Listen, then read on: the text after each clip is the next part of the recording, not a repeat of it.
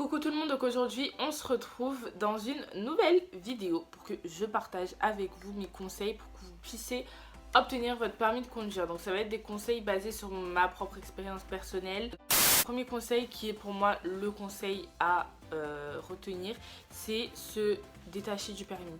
C'est-à-dire que j'entends par là se détacher du permis, ne plus penser au permis. Enfin, vraiment ce qui m'a aidé, c'est me dire ce n'est que le permis. Genre j'étais omnibulée par ça, je voyais permis, je mangeais permis, je dormais permis. Et je pense que le fait d'être trop sur le permis, ça te pénalise énormément et ça te fait être beaucoup stressé. En fait, tu te mets une pression pour rien. Et au final, t'as tellement la pression que tu fais de la merde. Et moi, j'ai loupé mon premier examen blanc à cause de ça. J'étais stressée, mais au maximum, alors que c'était un examen blanc, mais vraiment j'étais au stress au maximum, j'avais super la pression, je me disais non et tout, si je le rate je vais devoir repayer des heures en plus, financièrement ça va être pas compliqué, mais bon parce que j'aurais pu les payer, mais ça me faisait chier de les payer en vrai. Je suis arrivée, j'ai fait n'importe quoi. J'ai touché le trottoir, j'ai fait que des erreurs. Et à la fin, pour vous dire, on est arrivé, toi, elle m'a dit que, bon, après elle aussi, elle m'a dit que c'était catastrophique, nanana, alors qu'elle voyait déjà que j'étais dépitée de ce que j'avais fait. Et du coup, pour vous dire, j'ai commencé à pleurer, genre, je sais pas, j'avais trop d'émotions, trop de stress, trop de ci, trop de ça, et j'ai commencé à pleurer. Et à partir de ce jour-là, c'est cette situation qui a déclenché le fait que je m'en foutais. Genre, le permis, je m'en fous. Je l'ai pas, tant pis. Au pire, je repaye. C'est pas comme le bac. Genre, le bac, encore, tu le rates. T'es obligé d'attendre 1 an pour le repasser ou des trucs comme ça. Et puis, le bac, c'est beaucoup plus important que le permis. Que là, le permis, tu peux le repasser autant de fois que tu veux. Il faut juste que financièrement, ça suive, tu vois. Mais à partir de ce moment-là, vraiment, je me suis dit, c'est que le permis. Et j'ai commencé vraiment à m'en foutre. Mes heures de conduite, après, parce que j'ai repris des heures de conduite, j'ai refait un examen blanc, ça s'est très bien passé. J'étais pas du tout stressée, j'étais relax, vraiment j'étais tranquille. Donc si j'ai un conseil à vous donner, je sais pas comment vous pourrez vous détacher de votre permis, mais essayez de le faire et de vous dire vraiment c'est que le permis, même si c'est compliqué. Moi, c'est cette situation qui a fait que je me suis détachée de ça, mais sinon, je pense que j'aurais été encore stressée si j'aurais pas vraiment éclaté en sanglots, pleuré une bonne fois pour toutes. J'aurais été encore en train de me mettre la pression pour rien. Deuxième conseil que j'ai à vous donner, c'est de noter toutes les erreurs que vous faites lors de vos heures de conduite. C'est important, moi j'ai allé dans bloc-notes, je vous infiltrerai peut-être une photo s'il me les reste, si je ne les ai pas supprimées. Mais en gros, après chaque heure, tout ce que le moniteur me disait, je le notais dans un bloc-notes. Après, avec l'auto-école où j'étais, on avait une plateforme sur internet, donc du coup pour réviser ses cours de conduite.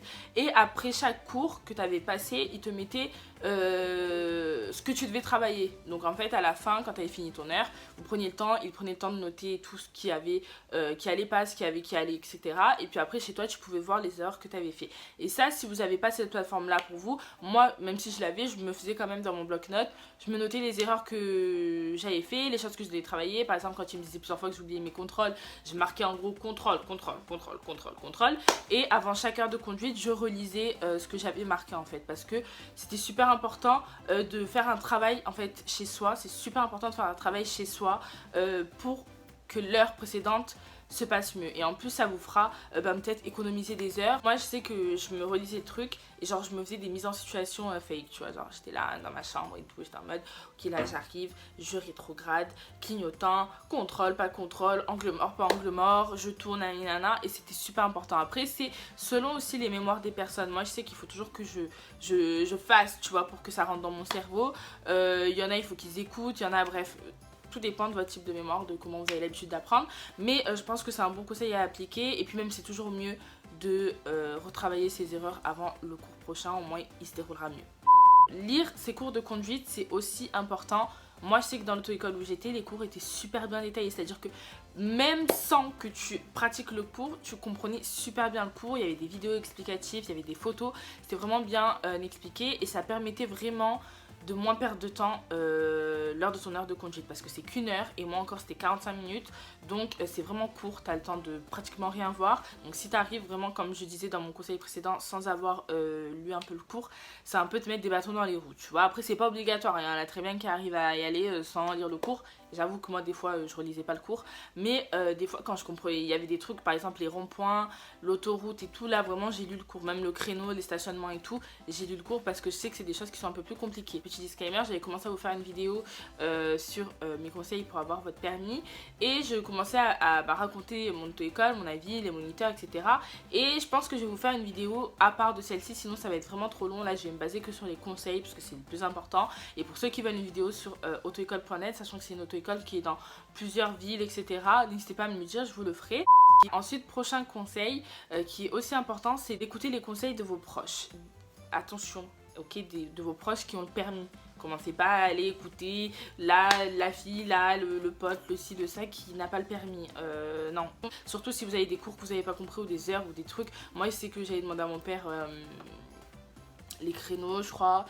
Après, j'avais demandé à mon entourage comment faire pour les priorités à droite parce que j'avais énormément de mal à reconnaître une priorité à droite. Après je demandais tout de même aussi à mes moniteurs, hein, c'est important de parler avec vos moniteurs et ne pas être stressé, ne pas avoir honte. Moi quand il y avait un truc que je comprenais pas, je le disais, et même des fois il y avait des situations où eux ils m'avaient pas expliqué la chose et qui m'avaient crié dessus, mais en fait tu m'avais pas expliqué. Donc du coup là aussi je leur disais non mais en fait je l'avais pas vu, parce que c'est bien beau de crier mais en fait si tu montes pas le cours, ouais, je sais pas si ça va, tu vois. Donc c'est important la communication, que ce soit avec votre entourage ou vos moniteurs concernant le permis de conduire, ça peut que vous aider. Conduire régulièrement, c'est important. Il y en a qui disent oui, ça se perd pas, c'est comme le vélo, mais c'est vrai. Ma mère elle me disait ça, parce que moi je disais non, mais là je vais avoir une semaine, je vais pas avoir de conduite et tout. Elle me dit non, mais c'est bon, la conduite c'est comme le vélo, ça se perd pas en fait. Une fois que tu l'as, tu vois. Autant niveau conduite. On sait tous que la conduite ça se perd pas. Mais pour ce qui est des angles morts, des ci, des là, des clignotants, des trucs comme ça et tout, c'est vrai qu'à force espacée, tu as moins la capacité à tout anticiper et tout assimiler d'un coup. C'est-à-dire que par exemple, tu vois, quand tu conduis, tu dois penser à plein de choses, les contrôles, les clignotants, les ci, ça. Il y a énormément de choses que tu dois penser quand tu conduis. Et donc, je trouve que quand tu conduis moins régulièrement, ça te diminue tes capacités de tout assimiler en même temps. Je sais pas si vous comprenez, je sais pas si c'est français, mais bref, essayez de comprendre parce que j'ai pas d'autres mots, je trouve pas d'autres mots. Donc moi je vous conseille de quand même minimum une fois par semaine ou aller une fois toutes les 2 semaines, ça passe, tu vois. Mais moi je sais que j'allais, quand je pouvais y aller tous les jours, j'allais tous les jours. Ah ouais, il n'y avait pas de chipotage et tout, moi j'y allais tous les jours.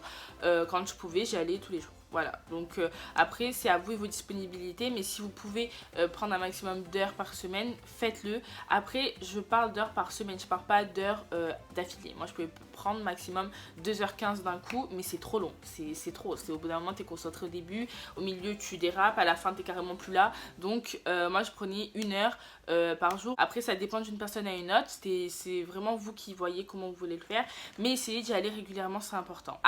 Là, on va parler d'un conseil qui est avant le permis, demandez à revoir les choses où vous avez du mal. D'accord, c'est important. C'est vraiment moi le dernier jour, l'autoroute, j'ai cru que ça allait me flinguer mon permis. Et du coup, j'ai demandé au moniteur de me faire travailler l'autoroute. En fait, il avait vu que j'arrivais pas à l'autoroute. Et du coup, on a fait que ça en fait. Parce que c'est important de tout maîtriser avant le permis. C'est pas genre vous vous dites ouais non mais là je le dis pas et tout, on le revoit pas, mais le jour du permis j'arriverai à le faire. Non, c'est faut réussir à le faire avant le permis, c'est important. Essayez de vous entraîner, de dire à votre moniteur qui vous donne vraiment tous les conseils et de vous mettre, enfin de les mettre en application avant le permis pour qu'au permis vraiment vous soyez serein et vous puissiez passer votre permis serein. Genre vous n'êtes pas là en mode est-ce que je vais réussir, est-ce que je vais pas réussir l'autoroute, est-ce que je vais réussir à faire les contrôles. Non, il faut vraiment que vous soyez opérationnel.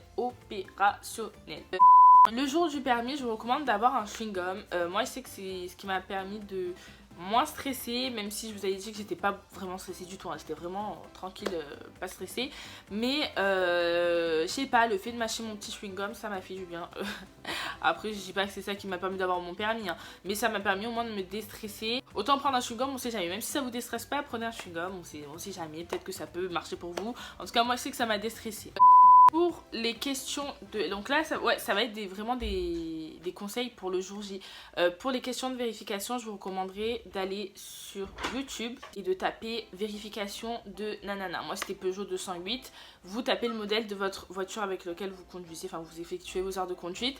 Et vous allez voir qu'il va y avoir en fait une personne qui a fait une vidéo qui vous montre en direct en fait comment allumer les feux, comment si ça, il vous pose des questions et puis après il vous montre comment y répondre et c'est très complet. Moi j'avais vu les vidéos de Mono le Mono, non qu'est-ce que je raconte, Lolo le Mono, elles m'ont super bien aidé, les vidéos de vidéo permis, mais que ce soit pour les questions de vérification ou pour tout autre conseil, allez sur YouTube, vraiment il y a des vidéos très bien expliquées. Même n'hésitez pas à regarder les expériences d'autres personnes, par exemple les genres de vidéos que je suis en train de faire pour avoir des conseils, pour avoir l'expérience d'autres personnes. C'est toujours bon à prendre. Après vous focalisez, enfin vous, comment dire, vous disiez pas que vous ça va se passer exactement de la même façon que cette personne. Par exemple, j'avais vu une vidéo d'une fille qui avait eu son permis alors que le moniteur avait touché les pédales.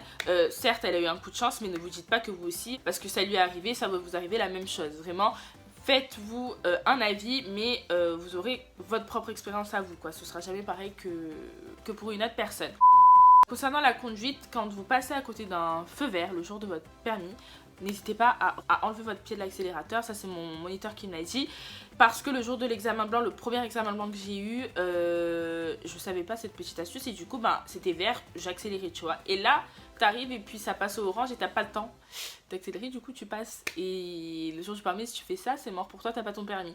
Donc, à chaque fois que vous passez en dessous d'un feu, même s'il est vert, vous enlevez le pied de l'accélérateur et puis après vous reprendrez, tu vois, mais au moins t'enlèves son pied de l'accélérateur au cas où si ça devient orange, t'as le temps d'anticiper et de ralentir et de freiner, tu vois, parce que si t'arrives, t'es là, t'es surpris et le moniteur il est là, il fait comme ça et tout, ça va pas lui plaire. Donc vraiment mettez toutes les chances de votre côté et enlevez votre pied de l'accélérateur quand vous passez en dessous d'un feu vert, enfin en dessous, quand vous passez un feu vert tout court, quoi. Oui, donc j'ai parlé du chewing-gum, mais j'ai pas parlé aussi de la tenue, de la convocation, etc. N'hésitez pas à mettre toutes les chances de votre côté, c'est-à-dire que commencez pas à oublier votre convocation, oublier votre carte d'identité. C'est le jour du permis, si t'arrives, tu donnes une mauvaise image, ça va déjà te flinguer en fait, tu vois le délire, tu vas déjà te mettre des bâtons dans les roues. Donc prenez une tenue à l'aise, préparez tous vos papiers la veille, vraiment n'oubliez rien. Soyez un petit... Moi je me suis quand même un peu bien présentée, tu vois, enfin je sais pas, je passais pas le bac, mais c'était important, tu vois le délire, genre, de faire une bonne, tu vois, de faire genre, tu vois, d'avoir une bonne image.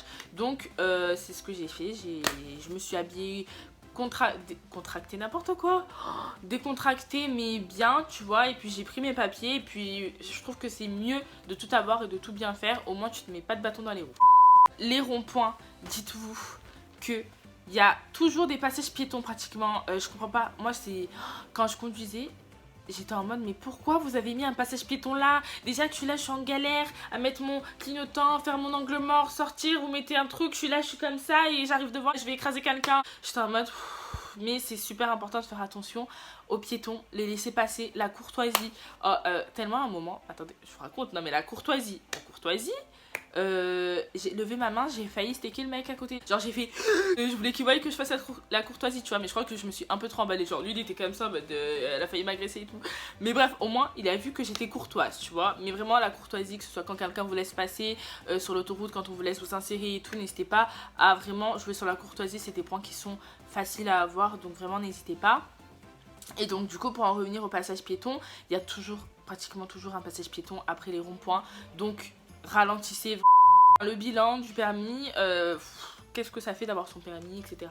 C'est vrai que ça change la vie. Moi je suis trop contente d'avoir mon permis, je peux aller où je veux, quand je veux. T'es vraiment plus libre. Et je peux vous dire un truc, c'est que quand t'es à l'auto-école et quand tu conduis tout seul ou quoi, c'est beaucoup mieux quand t'es tout seul. Genre t'es là, t'as pas ton moniteur qui te met la pression, t'es tranquille. Après il y a des choses en plus que tu fais même pas. Enfin moi personnellement mes angles morts, je suis pas pliée en 6 pour regarder derrière, genre je regarde vite fait et puis voilà, je vois qu'il y a personne, tu vois. Il y a des choses qui nous font faire durant notre apprentissage, mais que tu feras jamais quand tu seras en train de conduire, quoi. Enfin sinon tous les gens ils vont t'insulter. Ensuite aussi à savoir que la nuit, n'oubliez pas de mettre vos feux. Moi comme on conduit pas la nuit, enfin avec mon auto-école, donc j'ai jamais eu à mettre mes feux et tout, et des fois j'oublie, genre je conduis la nuit et quand je reviens, ma mère elle me voit, elle me dit non mais je rêve ou t'es là, t'as pas mis tes feux en fait, t'es parti, t'as conduit, t'as pas mis tes feux. Et je dis oui non mais en fait j'ai oublié, parce qu'on n'a pas l'habitude, ils nous montrent pas tout. Aussi pour les côtes, pour les pentes, pardon, les pentes. Il y a pas longtemps je suis partie à la plage et tout, et bref il y a une pente, quand je vous dis elle est comme ça, la pente, elle est comme ça. Et donc moi j'arrive et tout, et puis je prends la pente et je passe la troisième et j'ai pas pris assez d'élan. Et je cale, mais quand je vous dis que je cale, j'ai cru que j'allais tuer ma voiture. Je cale, et ça fait pouf pouf pouf pouf. Et moi j'étais là en mode putain, qu'est-ce qui se passe et tout. Ils nous apprennent pas l'auto-école à monter une pente comme ça. Donc du coup moi j'étais là, j'arrive et tout, ma voiture elle commence à puer le cramer et tout. Enfin, ma mère elle m'a dit que c'était normal parce que déjà quand tu forces trop sur l'embrayage, il y a une odeur et tout. Donc j'arrive et tout, je dis à ma mère ouais non ma voiture je crois qu'elle va être cassée et tout, nanana. Elle m'a dit non et tout c'est normal et tout, sauf que les pentes ça se prend en deuxième en fait, parce que tu peux pas prendre une pente comme ça en troisième, à part si t'as pris beaucoup d'élan. Mais là vraiment elle a dit le mieux c'est tu te mets en deuxième et t'avances genre parce que je crois que c'est la vitesse la plus puissante la deuxième. Donc bref du coup voilà, faut vraiment faire attention. C'est vrai qu'après il y a plein de choses qu'on fait pas à l'auto-école, qu'on apprend par nous-mêmes en fait, comme les pentes, comme un peu tout. Enfin t'apprends une partie dans l'auto-école et après il y a beaucoup de choses que t'apprends sur le terrain en fait. Donc du coup voilà. Et du coup après j'ai eu mon permis, donc moi j'ai eu 28 sur 31. C'est tout pour cette vidéo. 30 minutes que je parle. 30 minutes, j'espère que ce sera pas trop long pour vous. Je vous fais de très gros bisous. N'hésitez pas à me donner, vous à partager vos conseils qui ont marché pour vous en commentaire, pour ceux qui passeraient dans les commentaires. Je vous fais d'énormes bisous et je vous souhaite bonne chance pour ceux qui passent leur permis très bientôt. Bye.